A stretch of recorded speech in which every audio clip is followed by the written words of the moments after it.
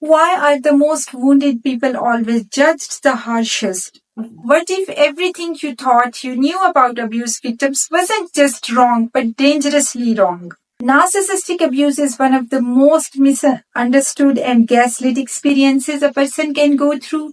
Society, with its superficial grasp of manipulation and abuse, often blames the victim instead of recognizing the true nature of these insidious relationships. Let's shatter some of the most damaging myths surrounding victims of narcissistic abuse. Myth number 1. Narcissists and other predators are rare. Both narcissists and psychopaths combined make up 5% of the total population. Reality is that predators and emotional abusers are everywhere. The official mentioned statistic is low because many narcissists and psychopaths do not go to therapists to be identified for their disorder. Narcissists and psychopaths and their cluster B relatives are not mythical creatures hiding in the shadows. They are your bosses, co-workers, romantic partners, and even family members. Their ability to blend in is what makes them so dangerous. If you assume they are rare, you won't be prepared when one crosses your path. Myth number 2, you need a psychology degree to identify a narcissist, otherwise shut up. The reality is that survivors of this emotional bloodbath are more qualified to spot a narcissist than a bloodhound is to sniff out a week-old ham sandwich. Nobody understands what you endured better than you.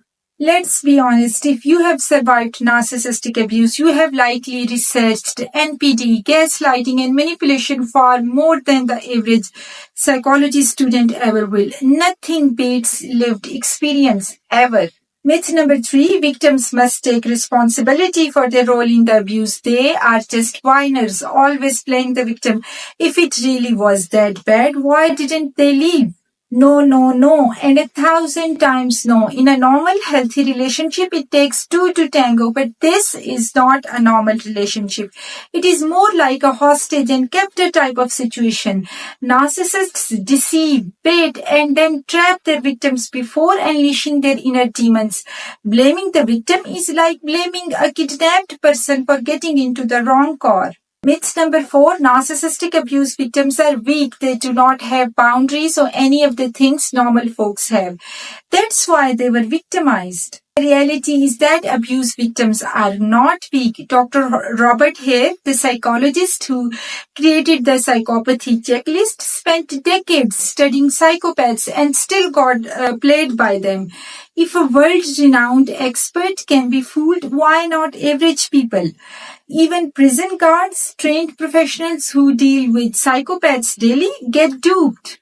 Narcissists and psychopaths are skilled deceivers who can fool anyone, but people with high empathy are especially their targets because these people have a lot to give. Myth number 5, emotional abuse isn't that bad. Stop being a crybaby. The reality is emotional abuse is soul murder. Just because it doesn't leave physical bruises doesn't mean it's not catastrophic. Narcissistic abuse is a type of emotional abuse is like gang rape. One person rapes you emotionally, financially, psychologically, legally, and sometimes even physically.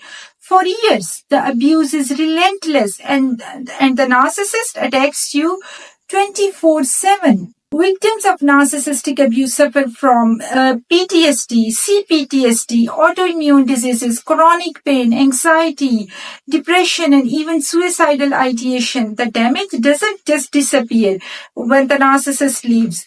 If left untreated, it lingers for life.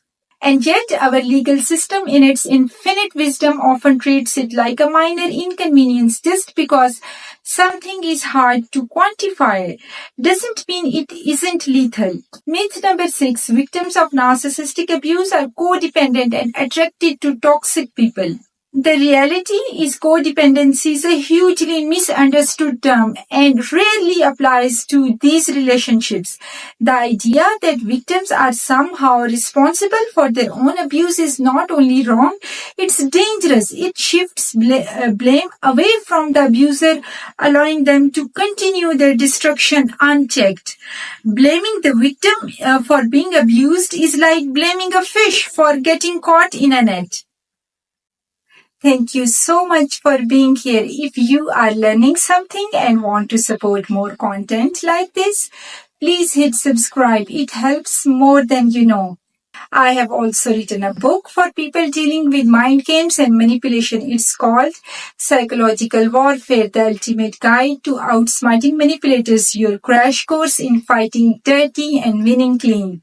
This isn't just about understanding narcissists. It is about outmaneuvering, outsmarting, and outlasting them when it matters most. Don't just take my word for it. You can read the first chapter for free. Most people freeze when they are trapped. Therapists can guide you, but they can't be your sword. You have to sharpen your own mind, and you can. If you are ready to stop surviving and start winning, grab your copy today. The link is in my bio and in description of this video. Sharpen your mind, own your life. Catch you in the next video.